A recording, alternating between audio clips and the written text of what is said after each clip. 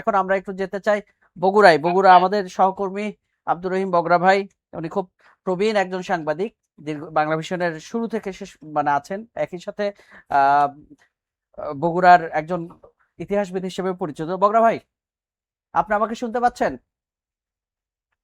জি ভাই। হ্যাঁ, হ্যাঁ, হ্যাঁ, আপনার সব কথা শুনতে পাচ্ছি। আমার উচ্চ মার্গের প্রশংসা করলেন। বগরা ভাই, সুজন আমাদেরকে ভাই। একটু আমাদের আপনি নিশ্চয় জানেন যে আমরা ভোটের সমীকরণ নিয়ে আলোচনা করছি। বগুড়ার ভোটের সমীকরণ বা ভোটের পরিস্থিতি কি? এখন একদম শেষ দিকে এসেছি, এটা একটু জানাবেন আমাদেরকে। আপনার বগুড়াকে বলা হয় বিএনপির ঘাঁটি। এটা কেন বলা হয়? এই উত্তরে আমি যদি দেখতে পাই, সেটি হচ্ছে যে জিয়াউর রহমানের জন্মস্থান এই বগুড়ার গাবতলী বাগদারি গ্রাম। আপনার কথা খুব আস্তে আস্তে শুনছি, আপনি যদি আরেকটু একটু মাইক্রোফোনটা কাছে নিয়ে বলতেন। জিয়াউর রহমানের জন্মস্থান বগুড়ার গাবতলী বাগবাড়ি। 1973 সালে যখন তিনি ক্ষমতায় অধিষ্ঠিত হয়ে বগুড়ায় আসেন, তারপর থেকে তার বগুড়ার গ্রাম জনপদে, সেই সার্কিট হাউস থেকে 8 মাইল দূরের একটি গ্রামে হ্যাঁ, হাজার হাজার মানুষকে সাথে নিয়ে তিনি যাকে বলা হয় মাও সেতুংয়ের লং মার্চ, চীনের প্রতিষ্ঠাতা, আধুনিক চীনের প্রতিষ্ঠাতা মাও সেতুং এই লং মার্চ করছিলেন তার বিপ্লবের সময়, আন্দোলনের সময়। তেমনি দেশ গড়াতে প্রথম সূচনাটাই করেছিলেন জিয়াউর রহমান। সেই জিয়াউর রহমানের পরবর্তীতে বেগম খালেদা জিয়াও বগুড়ার এমন কোন গ্রাম জনপদ নেই যে সব উনি চষে বেড়াননি নির্বাচনের সময়, আন্দোলনের সময়। আজকে বগুড়ার মোট আসন সংখ্যা হচ্ছে 7টি, এটা আপনারা জানেন। বগরা ভাই, যেহেতু আপনি আমাদের একটু থামিয়ে দিতে চাই আপনাকে। জিয়াউর রহমান এবং খালেদা জিয়া সম্পর্কে আমরা সাংবাদিকরা এবং যারা ভোটার আছেন, বাংলাদেশের মানুষ, প্রত্যেকটা মানুষই জানেন। এবং বগুড়াকে বিএনপির ঘাঁটি বলা হয় এটাও জানি।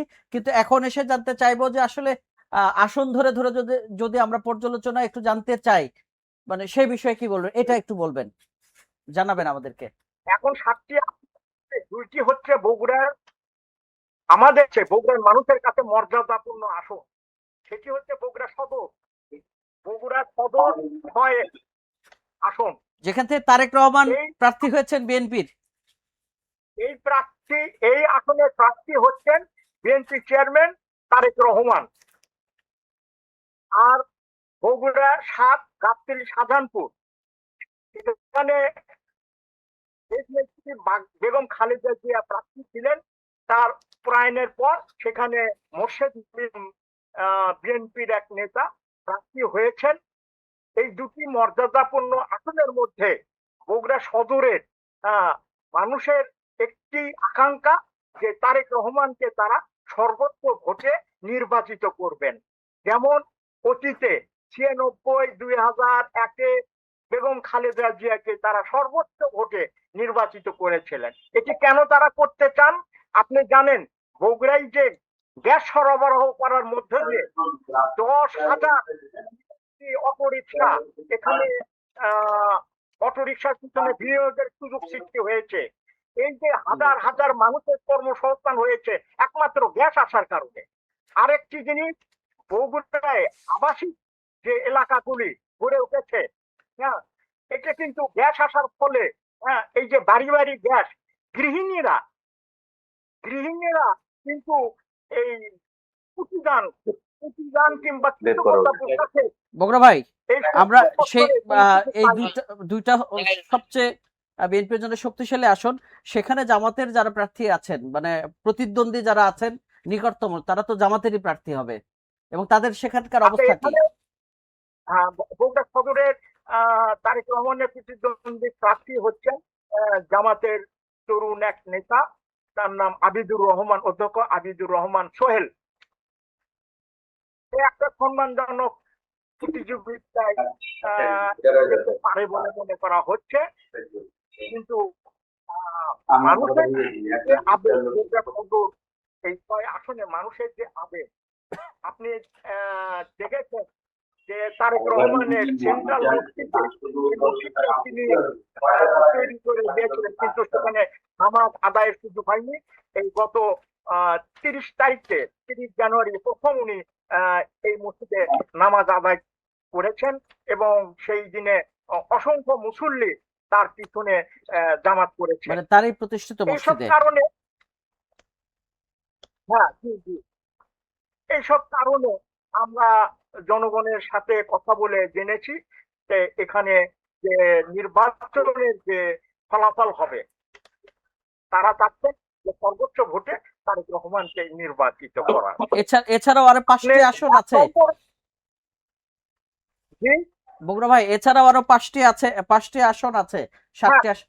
5টির মধ্যে আমি আপনার এলাকার এখানে সংযুক্ত হওয়ার আগে আমি সর্বশেষ খবর নিয়েছি বগুড়া 1, যেটা হচ্ছে সারিয়াকান্দি সোনাতলা, যেটা গত কয়েকদিন ধরেই একটা মানে শঙ্কা ছিল, আশঙ্কা প্রকাশ করা হতো, কিন্তু সর্বশেষ আমি যে খবরটি পেলাম সেটি হচ্ছে সারিয়াকান্দি এবং সোনাতলার যে মুক্তিযোদ্ধা ভাইয়েরা আছেন, তারা এখন কাজী রফিক, যিনি বিএনপির ক্যান্ডিডেট, উনি সাবেক এমপি, ওনার পক্ষে প্রচারণায় নেমেছেন এবং ওখানকার একজন বিএনপির প্রার্থী, দীর্ঘদিন ধরে দল করা জাকির সাহেব, তিনিও তার লোকবল নিয়ে মাঠে অলরেডি প্রচারণায় নেমে পড়েছেন।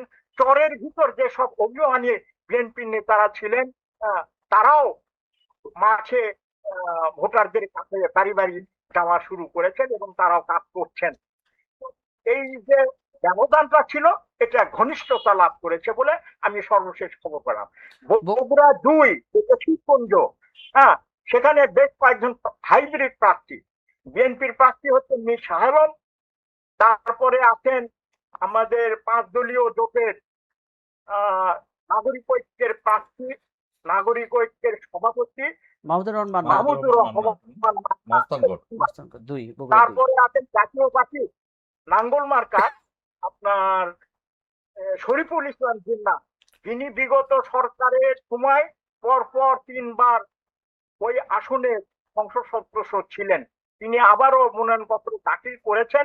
ওই আসনে মোট 7 জন জামাত প্রার্থী হচ্ছেন আপনার মৌলানা শাহাদুজ্জামান। মৌলানা শাহাদুজ্জামান 1991 থেকে 96 পর্যন্ত যে সংসদটা ছিল, সেই সংসদে কিন্তু বিএনপি প্রার্থী হারিয়ে নির্বাচিত হয়েছিলেন। কিন্তু আজকে প্রতিদ্বন্দ্বিতা হবে। সর্বশেষ আমি খবর নিয়েছি এখানে যুক্ত হওয়ার আগ পর্যন্ত, সেটি হচ্ছে যে প্রতিদ্বন্দ্বিতা চরমে উঠলেও সেখানে মীর শাহ আলম বের হয়ে আসার সম্ভাবনা রয়ে গেছে। আপনার বগুড়া কাহালু নন্দীগ্রাম যে আসনটি, এই আসনে আপনার বিএনপির প্রার্থী আছেন মোশাররফ হোসেন, সাবেক এমপি এবং জেলা বিএনপির সেক্রেটারি, হ্যাঁ বিএনপির ভারপ্রাপ্ত সাধারণ সম্পাদক বগুড়া 4 কাহালু এবং নন্দীগ্রাম নিয়ে। এখানে জামাত প্রার্থী হচ্ছেন মোস্তফা ফয়সল পারভেজ। এই মোস্তফা ফয়সল পারভেজ ইতিপূর্বে আপনার তুরস্কের একটি বিশ্ববিদ্যালয়ে শিক্ষকতা করতেন, সেখান থেকে তাকে দেশে নিয়ে এসে এই আসনের জামাতের প্রার্থী করা হয়েছে। আমি এই আসনে এখানে যুক্ত হওয়ার আগে আমার ভোটের কাছ থেকে সর্বশেষ খবর নিয়েছি, ওখানে যে পরিবর্তনের ধারা শুরু হয়েছে, ওখানকার আপনার হিন্দু সম্প্রদায়ের বিশিষ্ট জনেরা তারা নিজ উদ্যোগে আনিসের পক্ষে, বিএনপি প্রার্থীর পক্ষে প্রচারণায় লেগে গেছেন। এটি একটি ভালো দিক এবং আমাকে জানানো মানে এটা বিএনপির জন্য ভালো দিক আর কি। হ্যাঁ, বিএনপির জন্য ভালো দিক। এবং কাহালু এবং নন্দীগ্রাম থেকে আমাদের সোর্স জানিয়েছে যে সেখানে যেটুকু সমস্যা ছিল, যেটুকু মান অভিমানের জায়গাগুলো তৈরি হয়েছিল, সেগুলো ক্লোজ হয়ে আসছে এবং বগুড়া কি সব ধীরে আসন ধীরে এটা পাচ্ছে না? নির্বাচন তার মানে ধরে নেওয়া হচ্ছে বগুড়ার আসনগুলো নিয়ে কোনো আসন নিয়ে এ পর্যন্ত ঝুঁকির বা শঙ্কার জায়গাটা কম। জিএম সিরাজ হ্যাঁ, বা ঝুঁকি এদের এবং এদের সংখ্যার আসনগুলো ব্যাপারটা, তবে প্রতিদ্বন্দ্বিতা হবে, এটা ভালো, প্রতিদ্বন্দ্বিতা হওয়া ভালো। হ্যাঁ, তার আমাদের মানে আমাদের এই নয় শান্ত যে ভাই BNP একটা প্রশ্ন করতে চাচ্ছেন আপনাকে, শান্ত ভাই। হ্যাঁ বগরা ভাই, আপনার নাম শুনে আমাদের সেই বগরা ভাইয়ের কথা মনে পড়লো, যিনি প্রেসিডেন্ট নির্বাচন করেছিলেন। আহ, তার নাম পুরাটা আমার মনে নাই, কিন্তু তার নামের পিছনেও বগরা ছিল। তো আপনি অনেক প্রবীণ সাংবাদিক আমাদের। আমি আমি যেটা জানতে চাচ্ছিলাম যে এই যে মাহমুদুর রহমান মান্নার যে আসনটি, মাহমুদুর রহমান মান্না তো 2018 সালে বিএনপির এই ঐক্য জোটের হয়েছিলেন, মানে ফ্রন্ট ঐক্য ফ্রন্টের মানে প্রার্থী হয়েছিলেন। প্রার্থী হয়েছিলেন। সেখান থেকে মাহমুদুর রহমান মান্না একদম লাস্ট মোমেন্টে মনে হয় নির্বাচনে কাজ করছেন। আর সেইখানে বিএনপির প্রার্থী মাহমুদুর রহমান মান্না এবং জামাতের প্রার্থী, এখানে কি সমীকরণ ঠিক আছে কিনা, মানে সেখানেও কি বিএনপি পাশ করে যাচ্ছে কিনা? আমি তো বলেছি যে প্রতিদ্বন্দ্বিতা হওয়ার মধ্য দিয়ে নির্বাচনের শেষ ফলাফলটা বিএনপির পক্ষেই যাবে।